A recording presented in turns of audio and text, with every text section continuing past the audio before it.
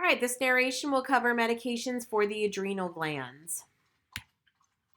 Remember that our adrenal gland has the adrenal cortex and the medulla, and they do different things. Okay, so our medulla secretes epinephrine and norepinephrine, and our cortex secretes our glucocorticoids and our mineral corticoids, which is primarily aldosterone. If you have too much, you have Cushing's, and if you have not enough, then you have Addison's. Remember that all of our medications for these are mimicking our natural drugs. Okay. When we're talking about our glucocorticoids, those are typically what we can refer to as our steroid medications. Steroids come topical, they come systemic or IV. They can be inhaled into the lungs, and they can be a nasal spray.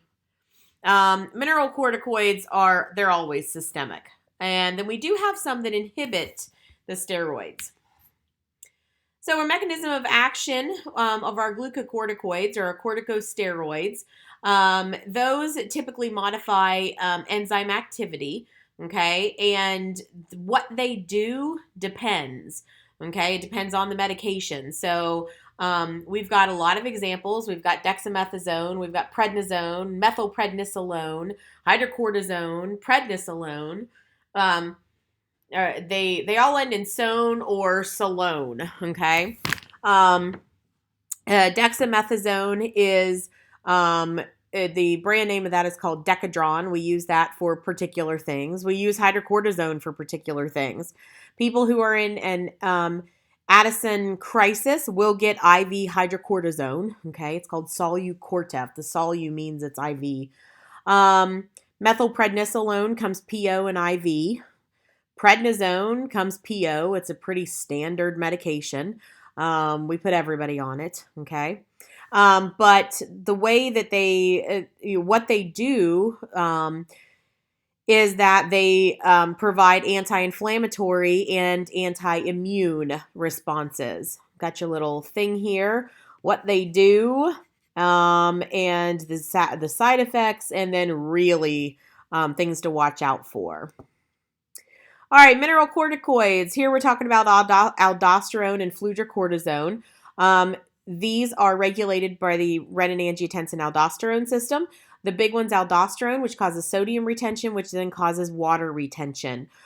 We can give something that will block aldosterone, makes you pee more, or we can give synthetic mineral corticoids. And I was telling my class, you really don't need to know this one. I've honestly never even seen it given.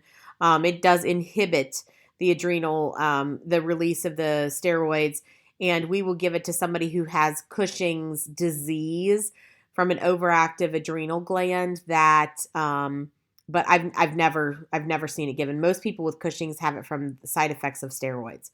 Okay, we've given them too many steroids. All right, so why do we give steroids? Well, this is not an exhaustive list. I've got pretty much every body system on here too, okay? You name it, I can tell you why we might give steroids for it. Anything that's an inflammation. All right, so administration of glucocorticoids. Remember that we will give these inhaled for asthma and COPD. We'll give nasally for runny noses, and we will give... we'll give them topically for itching, and we'll give them PO for systemic use, and we'll give them IV for systemic use. When are they contraindicated? They're definitely contraindicated if you're allergic to it, okay? The rest of the stuff is a relative contraindication, or you use them cautiously. So, for example, if somebody is already immunocompromised, you're going to want to think twice about giving them steroids, okay? So, for example, sepsis, systemic fungal infections, those are symptoms of being immunocompromised, but they might need a steroid, okay? You might not have any way around it. People who have diabetes, that is why it is bold and underlined. It's going to raise their blood sugar. Does that mean that if they're having a COPD exacerbation that we can't give them anything? No, it doesn't. It just means you got to monitor their blood sugar. Okay. Adverse effects, they affect all of your body systems.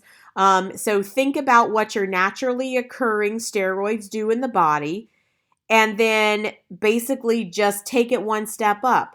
So you want them to do those things, just not to any great extent, okay? So, for example, aldosterone.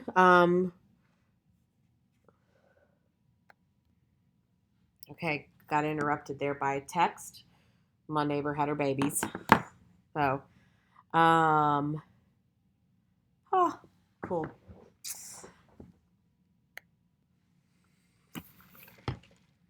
Okay. As I'm narrating this, because it is Saturday at midnight. I had the rest of them narrated, and I forgot to do the adrenal one. Realized that when I was uploading them. So anyway, all right. So our adverse effects. Remember that our aldosterone, the aldosterone causes sodium and fluid retention, and so too much sodium and fluid retention leads to heart failure. Okay. So take a look at these adverse effects. Steroids have a lot of adverse effects. You will be tested on these forever. They're going to be on every HESI and all of your NCLEX, or every HESI you take and your NCLEX and lots of stuff. The big ones that you need to look for. Okay, weight gain, fragile skin. They can cause ulcerative esophagitis. So think about and then thrush. Okay, so they're going to cause what we call the super infections because they suppress the immune system.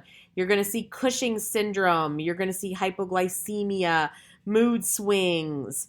They are at increased risk for infection. So we tell them to stay away from walking germ buckets. That's children. All right. They interact with a lot of stuff. We don't take them with aspirin and NSAIDs because they cause upset stomachs. We don't take them with, we don't give them with our typical diuretics, except for our potassium sparing diuretics, without monitoring their potassium levels very closely. We make sure that if they are on medications that what we call our biologics, which we haven't talked about yet, but that are used to treat some of our autoimmune diseases and some of our some of our cancers, they won't work as well. Okay, and also remember that when you give it to a patient with diabetes, their blood sugars will go up, and their diabetic medications will not work as well. All right, so what kind of drugs are we looking at here? Prednisone, most commonly used one. We use this for everything. The one thing that this is not used for typically is Addison's disease. It's just not strong enough, okay? But prednisone we're going to give for asthma. We're going to give for COPD, stuff like that. Methylprednisolone, this is the most commonly used injectable steroid. Comes in the brand name is Solumedrol. This is what it looks like. You'll see it kind of looks funny, right? Well, that's because there's whoa. Whoa. Ah! Well, I just popped way back all the way to something else. Okay, that's weird. I made the screen smaller and then I hit undo, and the last change I made to this must have been changing that low blood sugar thing when I narrated this a couple days ago. Or the diabetes one. Anyway, all right, methylprednisolone. So it comes and it looks like this, this is a powder down here, and this is a stopper, and this is the reconstituting liquid. And you take this and you push it down. It pops this through into this. It dissolves slowly. Generally, you got to shake it. You're not supposed to shake it. I shake it because that's the only way sometimes. You're supposed to roll it.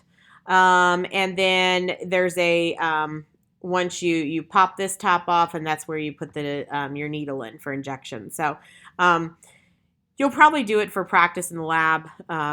Professor Wagner has some that you can practice with, that you can play with. So sometimes you get one that won't push down, and then your thumb is sore for the rest of the day because you're trying to get it down. Anyway, methylprednisolone is given IV. It also comes in PO. It's called a Medrol dose pack. And they're the ones that you take 6 the first day, then 5, then 4, then 3, then 2, then 1. So, we do not give these to babies that are less than a month old because of the preservative in it. Has nothing to do with the medication. We do give babies steroids to help their lungs develop, but just not this one. All right, so let's go over our nursing implications one more time, but I think we pretty much covered all this. Baseline weight, you don't shrink when you're on steroids. I think that was an act. I think we just got type happy there. Eyes and nose, vitals, especially your BP and your heart rate, both will go up with steroids. Hydration status, make sure they will get fluid overloaded pretty quickly. Remember to look for edema. Look for check your potassium levels. Make sure make sure you give them with food if they're PO. Make sure you don't give them along with NSAIDs. And systemic forms, we give them IV. They're never given sub-Q. Sometimes we'll give them IM, but I don't think I've ever given an IM. No, yes, I have. You can get IM steroids as well. Talked about taking them with food or milk to minimize GI upset. Clear nasal passages before giving a nasal corticosteroid. In other words, make them blow their nose. Anytime you have an inhaled steroid into the lungs, so inhaled through the mouth, they should rinse and spit. They should not swallow, because not only will they have thrush in their mouth, they'll have thrush down the back of their throat into their esophagus. Avoid contact with people with infections. Report fever, weakness, or sore throat, because that could be indicative of a larger scale infection that you're just suppressing the immune response to. Take it at the same time every day if it is once a day. Follow the dosing very carefully, though, because a lot of times they'll be twice a day for a while, then maybe once a day. Talked about aspirin and NSAIDs. Alcohol just it impairs their efficacy. Sudden discontinuation can cause an adrenal crisis known as an Addison crisis. So when we give patients heavy-duty steroids, we can sometimes, if your patient is on constant steroids, they're going to have Cushing's syndrome, okay? And you can review the patho of that. But if you do not wean and DC the steroids, if you do not taper them, remember that word taper, when you stop them abruptly, your adrenal glands, they're going to be taking a nap and they're not going to kick in right away. And you will send your patient into an Addisonian crisis, okay? And I think that's pretty much it. Review question. Which of the following should the nurse include when teaching a patient about glucocorticoid therapy? Pause and answer this to yourself. And that would be A, don't abruptly stop it. Patient is taking an inhaled corticosteroid for asthma. After the patient takes a dose of inhaler, the nurse's priority should be to B, the nurse needs to tell the patient to rinse his mouth.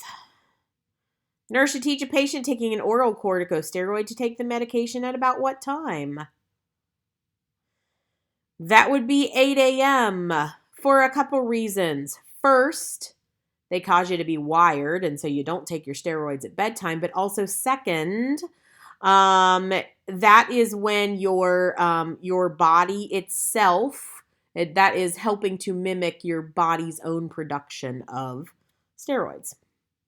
Patient is receiving prednisone as part of a treatment for severe arthritis. He's also receiving furosemide, levothyroxine, and a proton pump inhibitor and antacid. Which drug does the nurse identify as most likely to be a concern during the therapy with prednisone? Pause.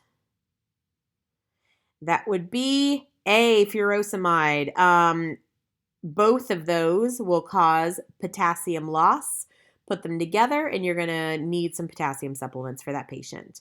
And that is it on that narration.